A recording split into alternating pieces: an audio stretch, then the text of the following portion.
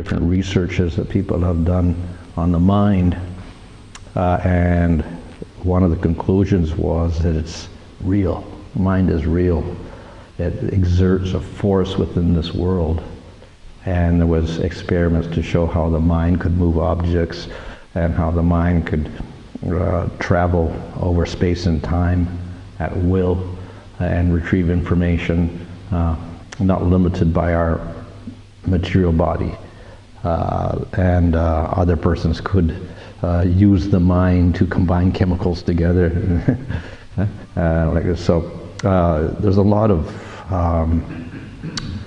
extraordinary features of this mind which are unexplainable by normal physical laws that we know in science today. And some scientists also admit that there is some aspect of material nature which involves the mind that we don't know about. So that just goes to show that the mind actually is very powerful. And we see in Bhagavad Gita, I quoted some verses from Bhagavad Gita, in which Krishna shows the importance of the mind in helping the human being elevate himself and develop himself, which is a little bit different than moving a physical object like that or whatever, but it's actually more important. That is how to elevate the human being from lower consciousness to higher consciousness. That's more of a, we could say, a challenging job than lifting an object like this. This is, of course, what spiritual life is about, elevating the consciousness from material to spiritual. But even materially speaking, to elevate the mind through the gunas, that's also very difficult to do in most cases for most people. Yet, the Bhagavad Gita is talking about this, that we have to use the mind to elevate ourselves in this world and beyond the world. So a mind, therefore, is a very powerful instrument, if we can use it properly, if we're going to accept the statements of the Bhagavad Gita. And then we discussed how Krishna says that the first step is to control the mind. You can't let the mind wander here and there in the material world. You have to bring it under control. And of course we have many rules of scripture for doing that. And then we see in yoga practice as well, they try to control the mind through pranayama and dharana, pratyahara, dharana, and dhyana. And by doing that, then of course they can realize Atma. So definitely control is necessary. At the same time, as Arjuna said, it's very difficult. Very difficult to control the mind. Yet, Krishna still says, still you have to do it. If you want to progress, you have to control the mind. So that's a problem. But Krishna also gave one solution here. Get a higher taste. So if the mind has something better, it can get controlled. In other words, if we have a higher goal for the mind, and the mind becomes attracted to that, then we can get the mind to detach itself from other objects. So that's a type of control. If we can figure out how to get the mind attracted to a higher goal rather than a lower goal, then we can actually control the mind. It's very difficult to stop the mind from doing anything, but if we can at least shift its goal from a lower object to a higher object, then we've got something. So therefore, develop a higher taste and ultimately develop a spiritual taste. If we can do that, then the process of controlling the mind becomes much easier, and we can also achieve our goals. So we can use the mind practically in two ways when we're in the material world for our benefit. One is that the mind has to realize that there are choices. We're not forced to act in one way or the other.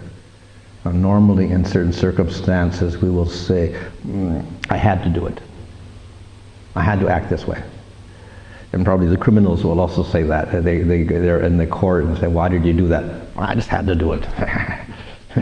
And they'll give some excuse this way and that way. This person insulted me. I got angry because of this, but I had to do it. I couldn't avoid it. But we have to realize that there's always choices. It involves choice. In other words, we are responsible for our acts. And for each act that we do, we make a choice. And it's not that we're forced to choose or we're forced to do it. We choose to do it. So if we can concentrate on that, understanding that we do have choice and we're not forced to do anything, then we have the ability to start choosing very carefully what we do. Of course, understanding what the results of each thing, and then we can progress in that way. So, unfortunately, most minds don't like to choose. It's a little bit, requires a little discipline, too much energy, too much thinking, too much intelligence, memory power, etc. So the mind usually takes a different process. It develops a habit, and then doesn't think anymore. It just makes a choice based on habit. This is good. And then we don't think about it. It's going to do this, and then I'll do this. So we develop mental habits. It's just like a little short circuit that the mind just does. In this circumstance, I do this, this, this, and this, and we don't think about it. We just do it. Of course, it's very good in many ways. That's how we learn to do things. Learn how to ride a bike or whatever. It becomes a habit for us, and then we don't think about how to balance and whatever like that. So, in many ways, it's good for learning that we develop habits in that way. But then there's other habits which are very dangerous that we may have developed since childhood or from previous lifetimes or whatever. Somehow we have habits which are actually dangerous for us. We do things, we make choices by habit which are very dangerous for us and cause us a lot of problems. But we can't change those habits. And we keep making the same mistakes over and over in our life. We choose to do these different things, and we don't even know that we're doing that. It's the habit that we do, and we react in the same way over and over again. And then we're caught in this kind of hopeless cycle of repeating the same events over and over because of our choices. For instance, the criminal, he gets out of jail, then he commits the crime, he goes back to jail. He comes out of jail, does another crime, goes back to jail. The habit is kind of stuck in his mind, and he keeps doing the same thing. Or some people, they get married, then something happens, they get divorced. Then they get married again. Then they get divorced again. Then they get married again. Then they get divorced again. It may happen 5 times. Some people 5 times. Yeah, even devotees. 5 times. I think in America, some of the 13 times he got married and divorced. So we can understand something wrong there. He's making the same mistake over and over. Can't be that everybody's wrong for him, but somehow he's just got this strange habits that he has, and he keeps repeating the same mistakes over and over, and he can't change. So we develop habits. And then, because the mind is very lazy and we have no impetus for change, then we keep repeating the same mistakes over and over again because of that. So that's one problem with having the habit. It does have some good things to it because it makes things easier for us to do, but at the same time, some very bad results also. So therefore, we have to really concentrate on trying to make proper choices. The other thing the mind can do is focus on a goal. So we saw previously that the mind is very powerful, it can do many things, and one of the things it can do is that if you think of something when you're dying, you can get that body in your next lifetime. If you think of a deer when you're dying, you become a deer. If you think of a woman, you become a woman. That's the next lifetime. But even in this lifetime, the same principle works. So what I think of, I can attain that. If I don't think of it, generally I don't get it, unless I got very good karma. But if I really think, somehow I can attain that goal. So therefore, if we want to achieve anything in life, we have to create goals. If we don't create goals, we don't get anything. Yeah? This is for the human being. Animals don't have this ability, but we can set goals for us. Everything in the animals more or less set up by instinct and hereditary whatever, so every year the bird migrates, so it's almost automatic. He has no choice, just have to go like that. That's his habit, which is ingrained somehow in his DNA, in his brain or whatever. But human beings, we can actually select goals and then try to achieve them. We concentrate on something, we achieve it. That's the power of the mind. So if we can choose the goals nicely, fine. But another thing is people don't choose goals. A lot of people don't choose anything throughout life. They get people choose for them. Parents choose goals for children. You become a doctor, you become a lawyer, you become a teacher, and the child agrees and they do that and they don't choose too much. So all they're left with is when they got some money, they can choose, I'll buy a black car or a white car or a, or a, what is it, this car, this brand or that brand, or a 2-seater, a 4-seater, or a van or something like that. You got little choices like that, but otherwise, bigger goals they don't really choose also. So in other words, the mind gets very limited, but actually it isn't. It can do many things. So that is all to do with the choice. We can choose, we can change our habits, we can create goals for ourselves.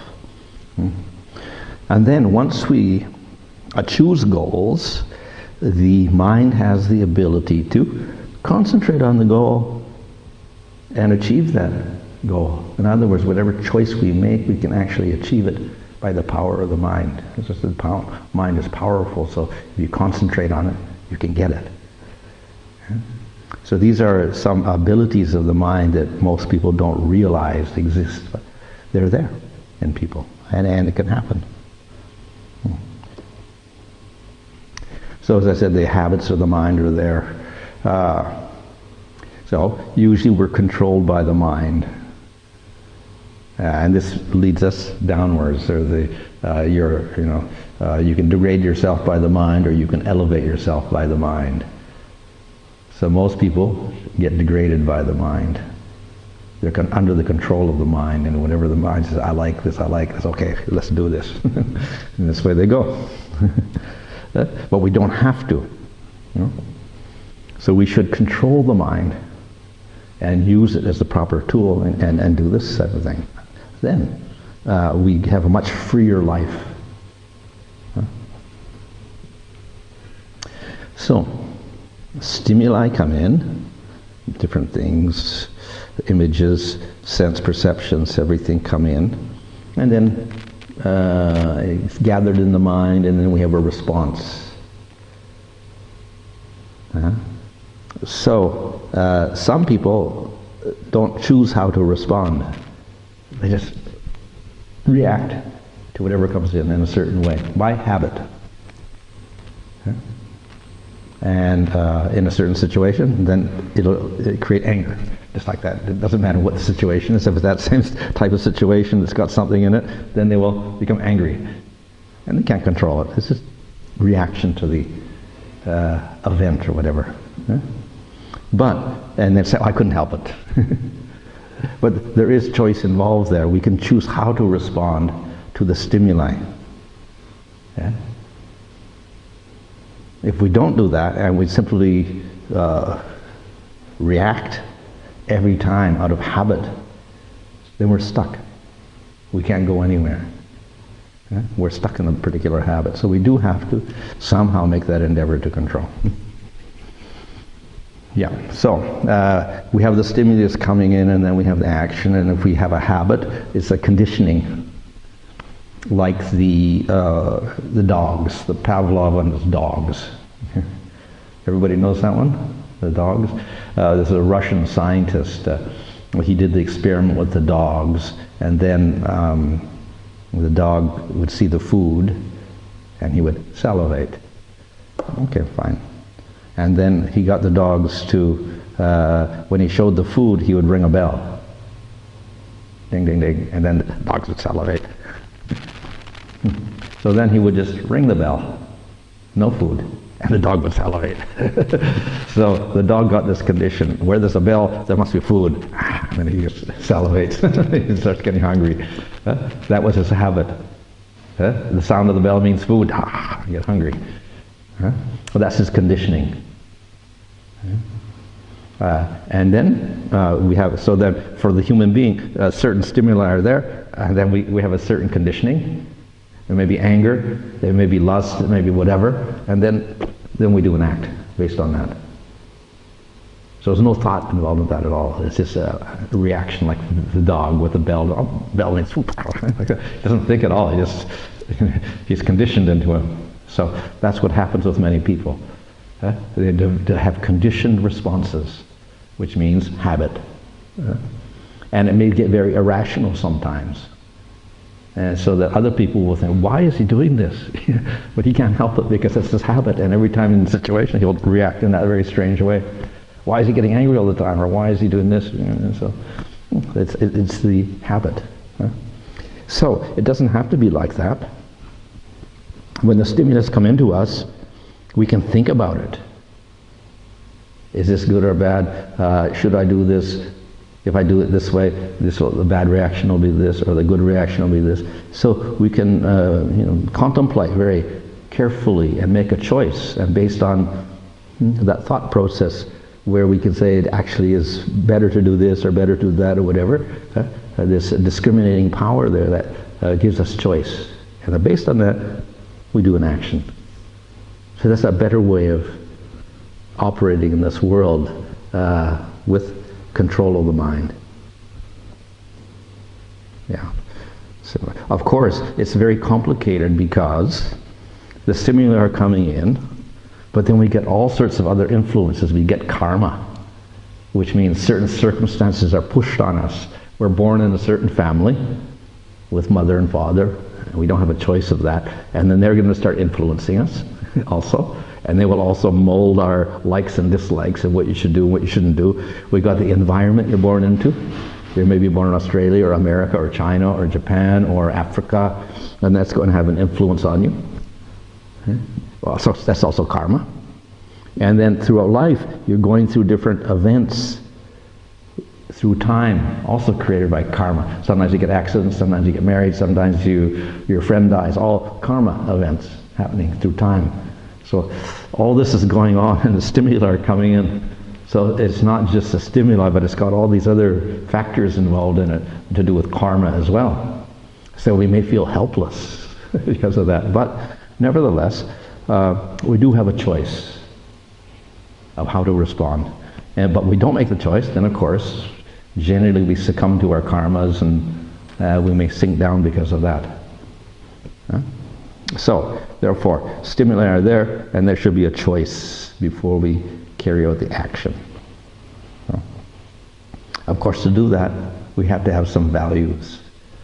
If we don't have any values, then what's the use of choice? But if we have a standard, okay, this is good, that's not good, because of this, then we can make. If we don't have any set of values, it's very difficult to make choices also.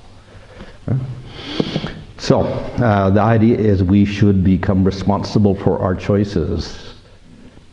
We don't just say that I had to do it, or karma made me do it, or this person, because of this person, I had to do it, whatever. No. We are responsible for our actions because we make the choices. Now, even if we don't choose, we're responsible because karma will affect you. You'll get the result anyway, the bad result. If you make a wrong choice, you'll get the bad result because it's a bad karma. So then you'll have to suffer in the future. It's not going to be immediate, maybe, but future. So anyway, you're going to have to get the bad result if you make bad mistakes. But better that we don't do that. Better we choose very carefully. Then we can avoid all the problems. So we have to become responsible for our choices, responsible for our actions.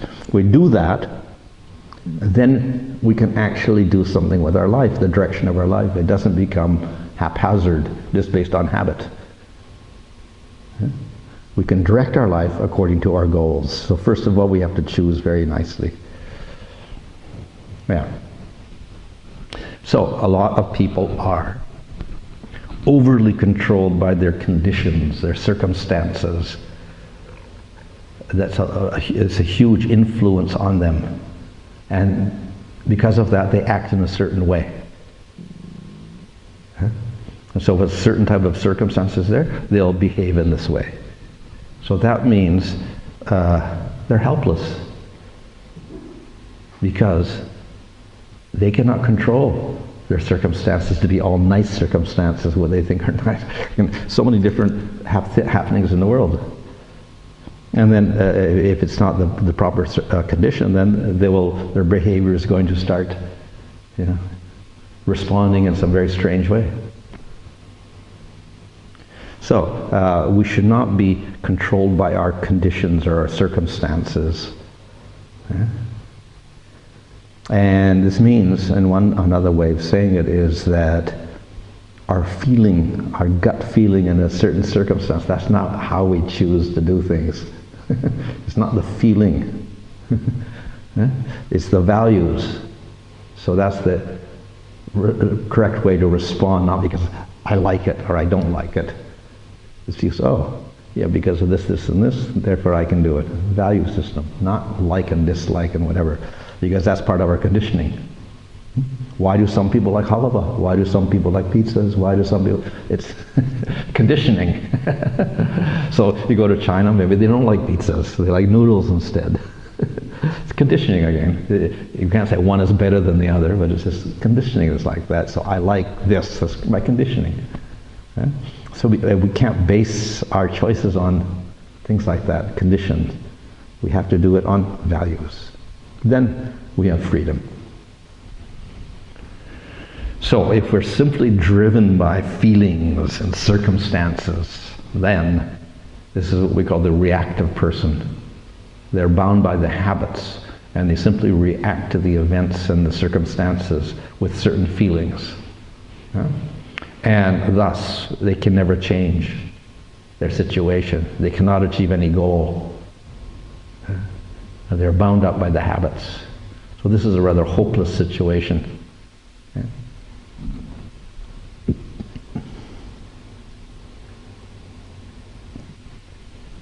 So we have to change those habits. So the opposite of the reactive person, who simply is driven by feelings and circumstances, is the proactive person.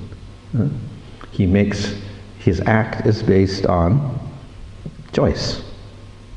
And the choice is very carefully considered, using very internal values. Not somebody else's values, but internal values that he really treasures. And if we can do that, then we can change our life. Otherwise, we cannot change anything.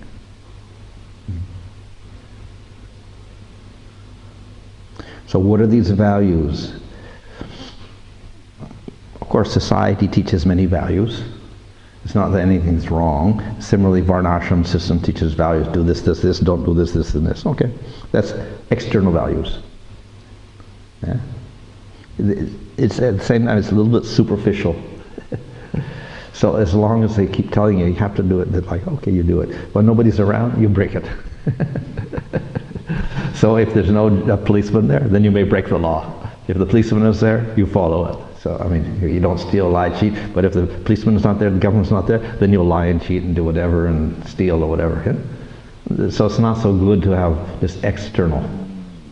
Definitely it's better than nothing to have the external, and some people can only do that. They have to be forced to do things like that from external things. But better if we have internal values, something which we really understand and accept internally, that this is the best thing. This is the best thing to do. It doesn't matter what's happening outside. This is the best thing to do. So if we have internal values, profound values, this is the basis for our change. Of course, the external value and the internal value can also be the same. So if we have the external values and somehow that becomes our way of living and we treasure that, fine, then it's okay. But if it's only external, then it's not going to hold up when your mind and your lower desires are going to overtake you, and your values will not stand up if it's just external.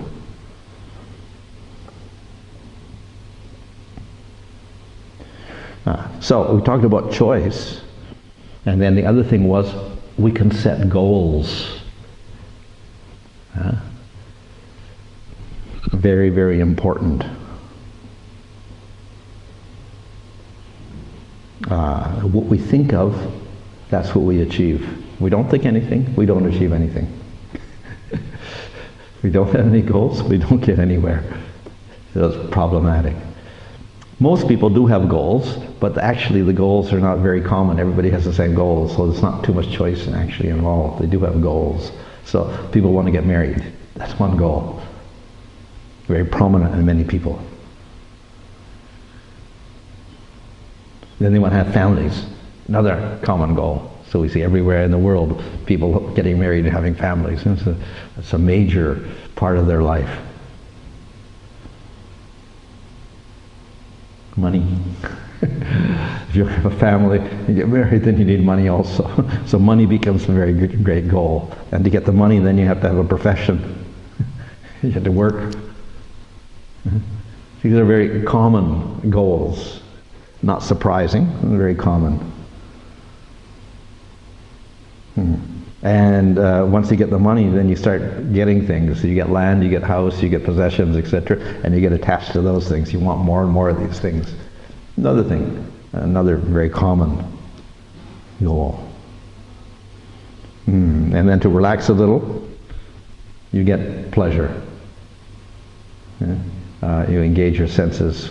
Nothing productive. It's just stimulate your senses in another way and you feel a little relaxed by that. This is what we call pleasure-centeredness. And friends or enemies. When you cultivate enemies, and we cultivate friends. And there's another thing. So people have social life. This is what's most disturbing now. Social distance. Everybody keeps separate, so everybody gets disturbed because they want their social friendships and everything undisturbed. So friendship is very important for people also. Human beings are social animals, so they want to keep groups together. So these are common things, not very surprising. Some people can, of course, some people, they only choose some of these things. They may choose the marriage but not the work. So it's going to be a failure ultimately, the marriage, because they have to support the family and they can't do that or whatever. Or they want the possessions but they don't want to do the work, so therefore they steal everything. Or they're just pleasure-centered and they don't want to work, they don't know anything, they're just into pleasure all the time. So, but most people will have a combination of all of these things in different degrees. And to do these things, then they have to concentrate the mind. How are you going to get the money? How are you going to get the job? Then you have to concentrate. To get the job, what do you have to do? You've got to get an education. So therefore you have to go to high school, you have to go to college. To concentrate again.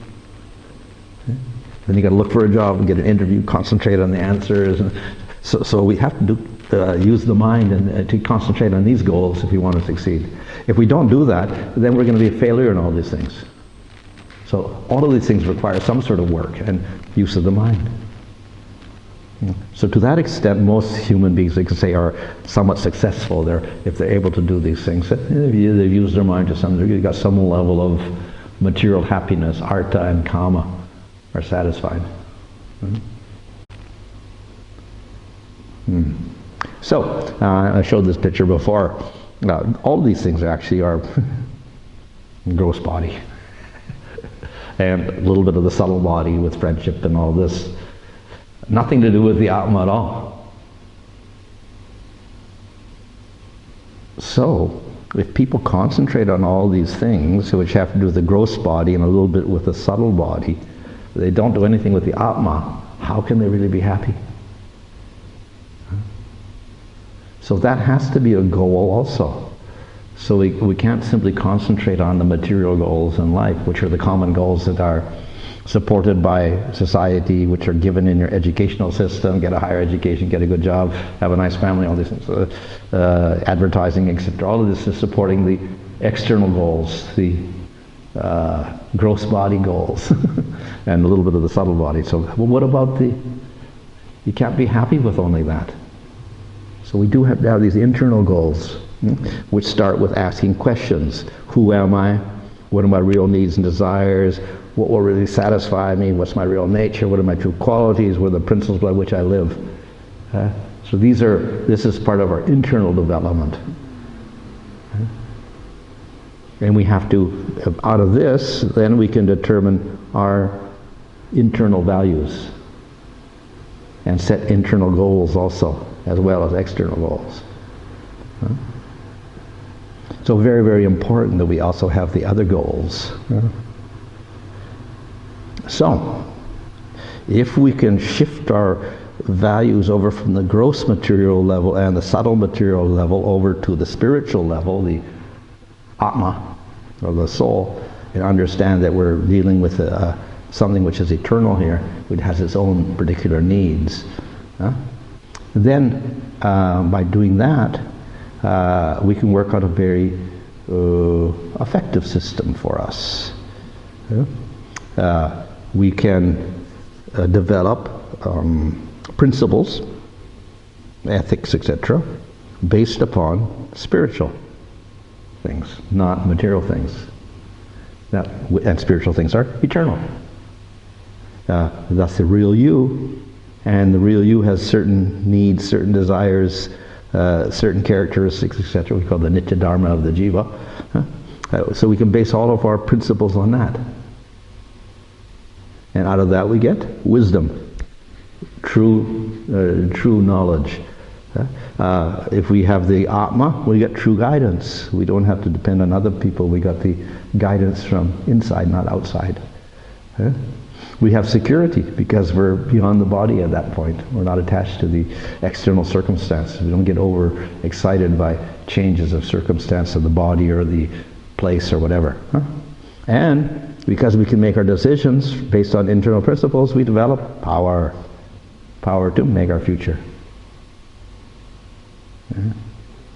So therefore that idea of establishing inner goals, cultivating the soul, etc., is very important for the happiness of the jiva. And it will help him achieve something in life, satisfaction in life.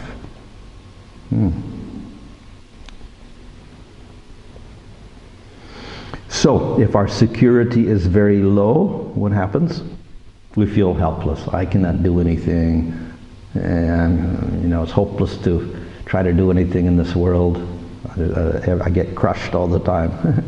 If our sense of security is high, we can be very confident, even in the face of great obstacles. And we're not in any way disturbed by the conditions of society. If we have internal guidance, fine. If it's low, then we have to ask everybody else what to do. We can't make our own decisions. If we have strong internal guidance, then we have inner direction. We're very, very confident on what to do in life. If we have no wisdom, very low wisdom, then we see the world in a very distorted way, usually in terms of our own likes and dislikes or our fears and whatever. And it's not the true. Everybody else will be wondering why we're acting in this way or that way. If we have very high wisdom, we can see things from a broader perspective. It's an accurate vision of things. Okay? We can see objectively. If we have low power, then we don't want to do anything. We'll let other people do. If we have a high sense of power that we can achieve something, then we create our future. Okay? So these things are very, very valuable for us, these principles here. But it all centers on the developing the Atma.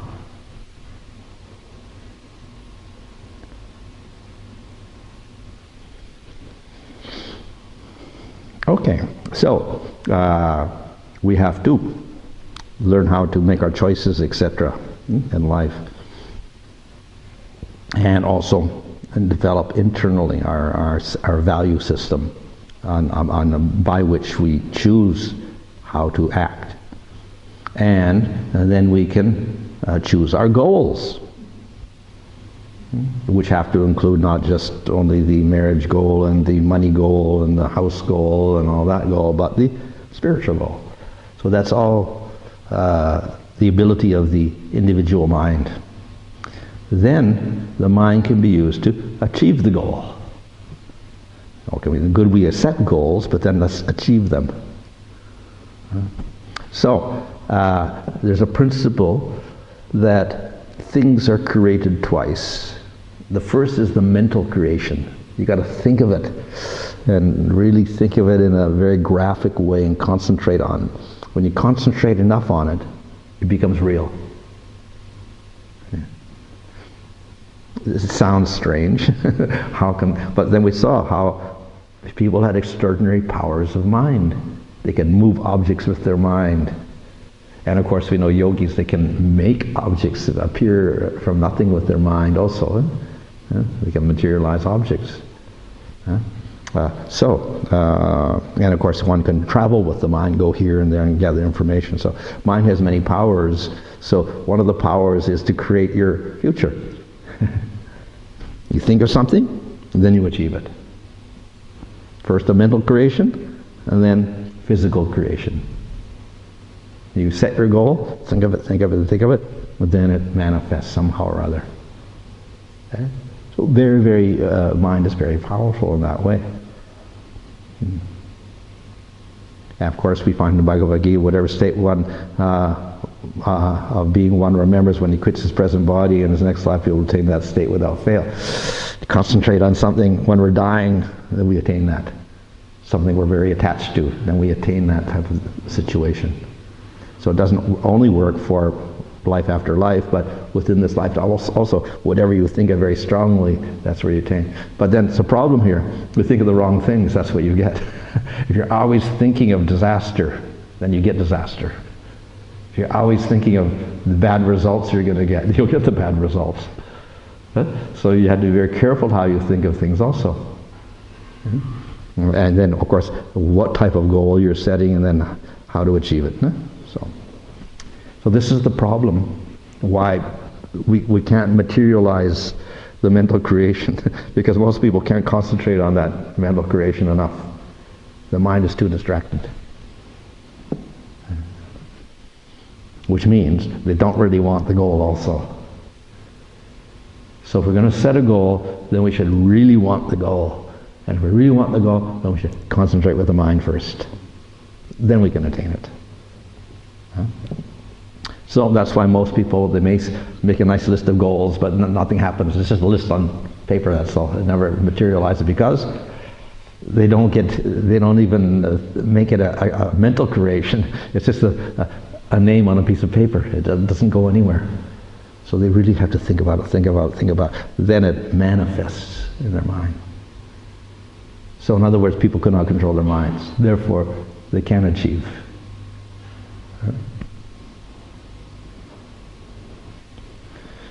O mighty armed son of Kunti, it is undoubtedly very difficult to curb the restless mind, but it's possible by suitable practice and detachment. So it's possible to concentrate, but you have to force yourself to do the process. Repeat, repetition.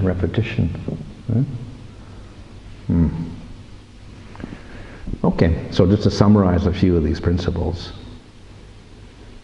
So, we should not think too much about what's happening outside. We should think of ourselves. If we want to change anything, let's change ourselves first.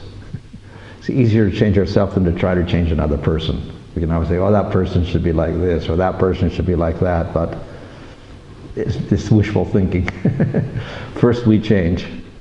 And if we change nicely, we can then influence other people. If we don't change, then they're not going to listen to us at all. Huh? So first we have to set that elevated goal concerning the self, so the Atma, the center, base everything on that, and not think of simply changing something in our mind or our body or intelligence, but make that change in the self. That is, we have a spiritual goal. Yeah? So, yeah, we can change, but it takes effort. That was the practice. Yeah? And that means repetition, daily drill the mind to accept the new paradigm, the new goal, the new habits, etc. So, we want to change the world also, but it's easier to change ourselves. So that's where we start. Yeah? And if we do that, if we change ourselves, the world starts changing also. It sounds strange, but that's how it works. There's a story of Viktor Frankl. He was a Jewish psychiatrist who was imprisoned by the Nazis in the Second World War, put in a concentration camp. And then he saw all the suffering of people there, people dying, and the cruelty of the guards, etc. And he was wondering, well, why am I here? He thought very carefully. There must be a purpose of it. I'm a psychiatrist, so I will observe everybody's mind, and maybe that was the purpose, to see how people respond in the situation. So he observed everything very carefully, all the different people. And then he noticed one thing. Most people die in that prison. But not everybody. Some people, they continue and continue, and they don't die for some reason. How is it some people are staying alive and others are dying? He thought about it. It's very peculiar, so he thought very carefully, observed very carefully. And then he came up with this principle that some people are not affected by their surroundings. They transcend their surroundings. But most people are completely overcome by their surroundings, and they're very miserable. And they simply suffer, and they think of their misery. And these are the people that do not survive. But the person who can detach himself from his surroundings completely, transcend that situation, these are the people that survive. So therefore he understood that we have a choice on how to respond to our situation. And if we respond in a very negative way, with lamentation and whatever, then we simply perish. If we can detach ourselves from the situation and concentrate internally, then we can survive. So then he tried it on himself. Okay, that was his theory. Then he started doing this, and he became very detached from the situation and concentrated internally. And he became very peaceful. He wasn't affected. People were shouting at him. He didn't get angry. The guards mistreated him. He didn't do anything. Very, very careful. He became very, very peaceful. It worked. It was very nice. But then when he noticed one thing, what happened? He became very peaceful, like this. And then the guards started being very nice to him suddenly. They would come to him very humbly, and they would ask him for advice. What, should I do this? Should I do that? And he would give a nice answer to them like this. So everyone became very favorable to him as a result of how he handled the situation there in the prison. So in other words, if we change ourselves, then we can start influencing other people also in this world. If we don't do anything, then there's no influence. If we change, then we can start influencing others. So, in this way, we can change others, but by changing ourselves, then we can begin to create our future for ourselves. We can set our goals, and we can achieve our goals. So, we have to choose our goals with intelligence, imagination, and focus on it constantly. Of course, we can have all sorts of material goals, but even then we should be very intelligent to choose proper goals, because if we choose the goal and it has some bad element in it, generally we have to suffer because of that. In other words, the process of attaining your goal and focusing on it works if it is in cooperation with the principles of the universe. That is, we're following Dharma. If we do everything for selfish reasons, it backfires. So we have to set our goals, and among them we have to have the values of the soul as part of our goal, also set up what we really want in life in terms of spirituality. And these are eternal principles by which we live. We also have to understand we cannot change everything. Some things we just accept, but God's mercy, Krishna's mercy, so we accept it, and we don't try to change certain things in the world. And by changing ourselves, we change others. And as I said, when we choose our goals, we strive for something which is going to not just benefit ourselves, but it's beneficial for everyone. In other words, it's a sattvic goal rather than a rajasic or tamasic goal. Tamasic goal is destructive. Rajasic goal is only self-centered goal. Everybody else suffers and I get the benefit. Tamasic, everybody suffers. Sattvic, everybody wins. Everybody benefits. So that's the type of goal we have to also choose in the material world. Yeah. So another way of looking at it, this is the law of attraction. The mind, what gets into your mind, that's what manifests in the world. We have negative thoughts in our mind, negative results. We get positive images in our mind, positive goals, that's what we get. The law of attraction. And the law of karma, responsibility.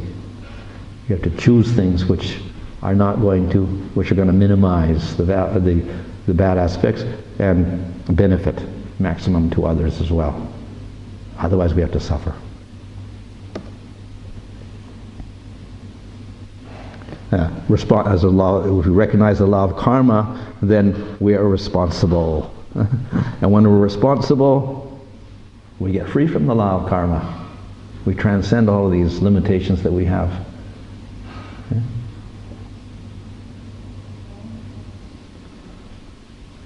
And we can change things. Everyone wants to be socially responsible. The way of changing ourselves, when we change ourselves, then we can change everybody else.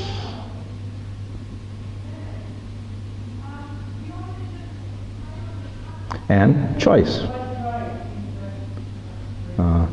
How do we choose? Inner values. And then based on inner values, we do the action. To make it a little simpler, we can simply ask, is it good for the body? Is it going to harm the body? Or is it going to be beneficial for the body? That's the gross physical level. And if we say yes, okay, we can do it. If it says no, we don't do it. Which seems like an obvious choice. Nobody wants to be unhealthy, but we see that people do make stupid choices like drinking alcohol or smoking cigarettes, and even they force the cigarette makers to put on the package that says injurious to your health. People don't look at that. They say, okay, I still want to smoke, and they don't care. Well, that's a bad choice. So no, you shouldn't do that. So make a sensible choice. Gross level. A little higher is going to create happiness in me, real happiness. Mental level. Is it truthful and not full of lying? And has good quality to it, ethical level. Does it create beauty in the world? This is the aesthetic level. So it may be strange how beauty can be there as a choice, but we can say that the world is arranged by Krishna to be beautiful. And if we interfere with that beauty, then that's not right. So if we can create beauty in the world, fine. If we destroy the beauty, then something's wrong with that. So and they should all be yes. If one of them is no, then we reject it, that choice. If in choosing one thing, everything says yes, yes, yes, okay. But then the most important thing of all is not just the physical and mental and aesthetic level, but the spiritual level. Does it create unconditional love? And if it does so, then we say yes. So all 5 of these things should give a yes. Then we can do the action. That's a very convenient way of choosing things, yeah? So, in this way, we have the law of choice, how to choose our things. Okay, fine. Okay. What was that?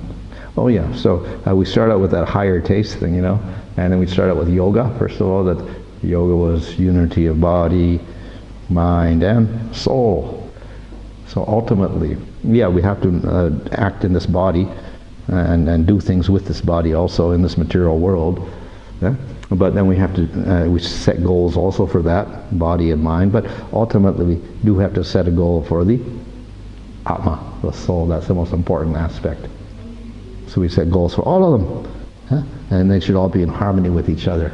So that's what real yoga is. Yeah?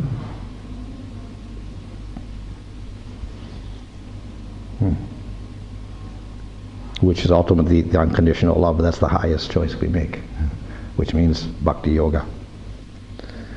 Okay. Fine. That's the perfection of yoga. Here are a few quotes. If you're not sure where you're going, you'll probably end up somewhere else. So in other words, if you don't set a goal, don't expect to go there. You're going to go somewhere else. The main thing is to keep the main thing the main thing. We've got to really concentrate on something. Set a goal, what's important for us, concentrate on it, then you can achieve it. What we see depends mainly on what we look for. Where there's no vision, the people perish. This is from the Bible. So we have to have a goal, we have to have a vision. We'll find only what we look for, nothing more and nothing less. So our goal will define everything else. Vision without action is a daydream. Action without vision is a nightmare.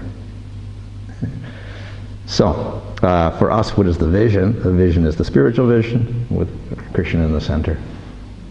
And everything revolves around that. If we can keep that vision in mind, unconditional bhakti for Krishna, and then everything else works out. We can attain that goal. Okay.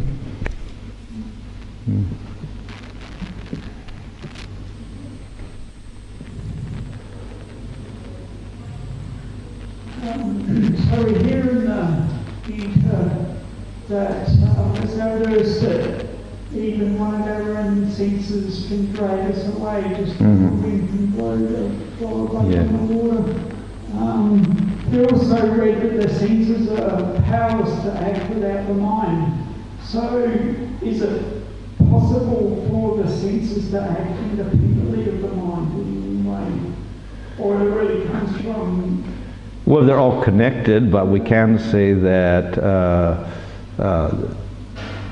if you have a blank mind and you look at things, obviously you could still see, isn't it? But you're obviously not going to develop I like or I dislike unless the mind is attached to it. So the idea of, and then probably you're not going to act either. If you're just passively observing everything, you're not going to do anything either.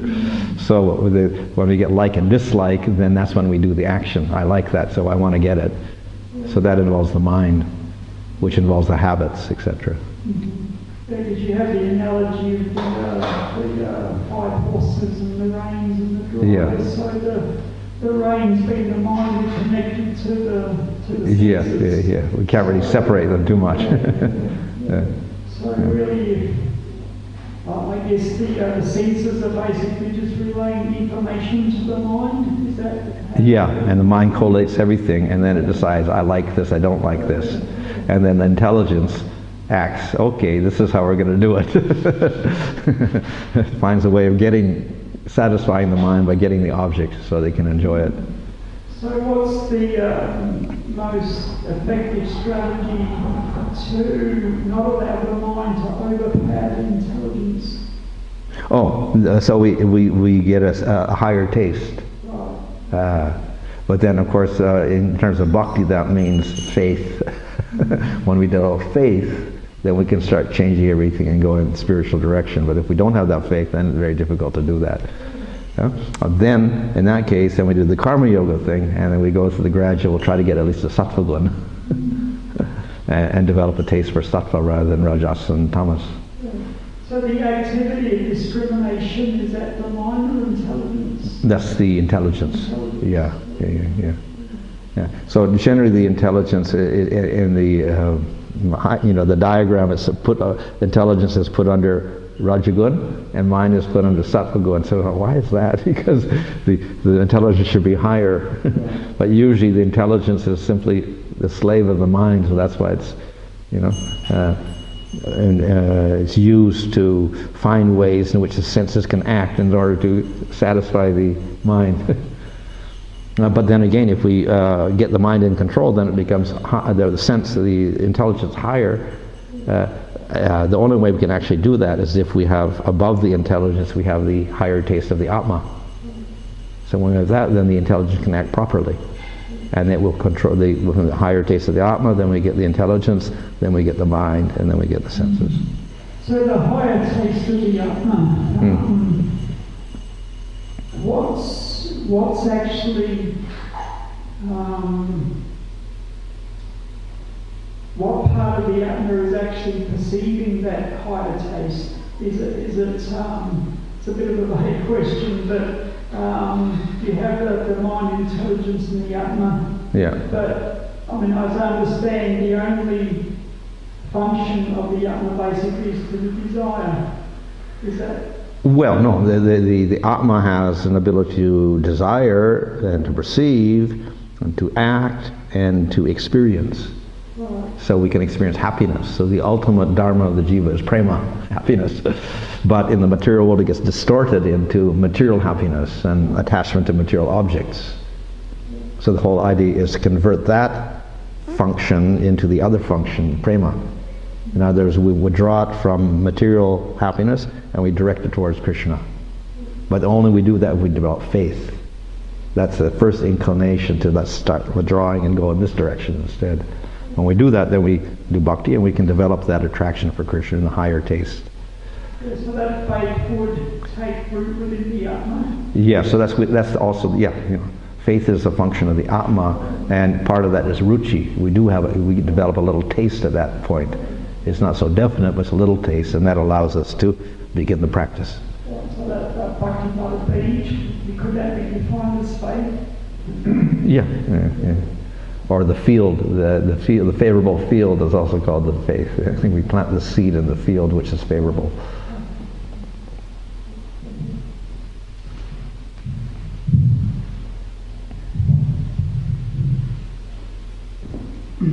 Hare Krishna. So you spoke about the success of a goal being determined basically by your desire or how bad you want to achieve that goal. And I suppose that comes down to the why that is driving you and your purpose. So would you say that the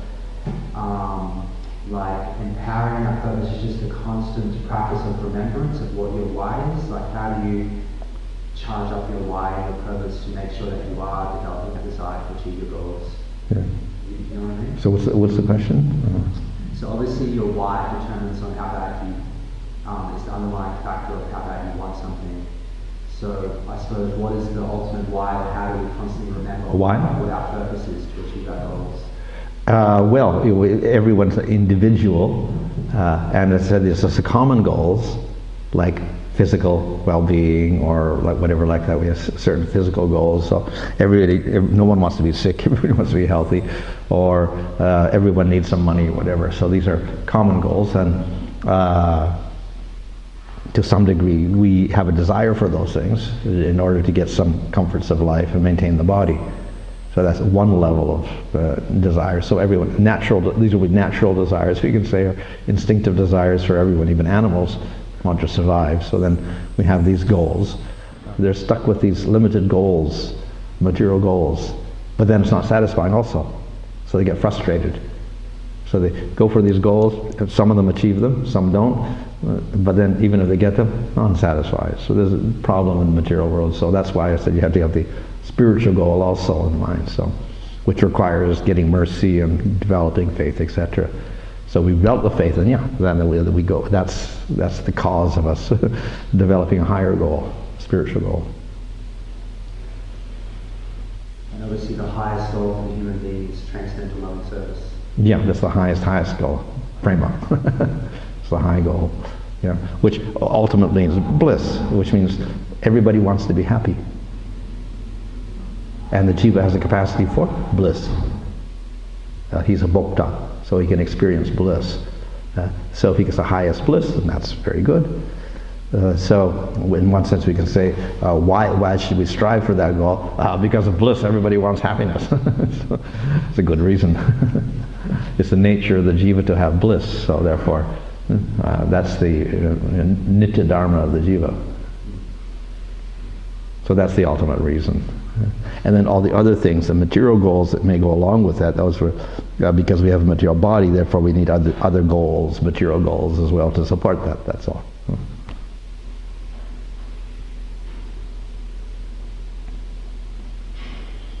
Okay, fine. Okay, Hare Krishna.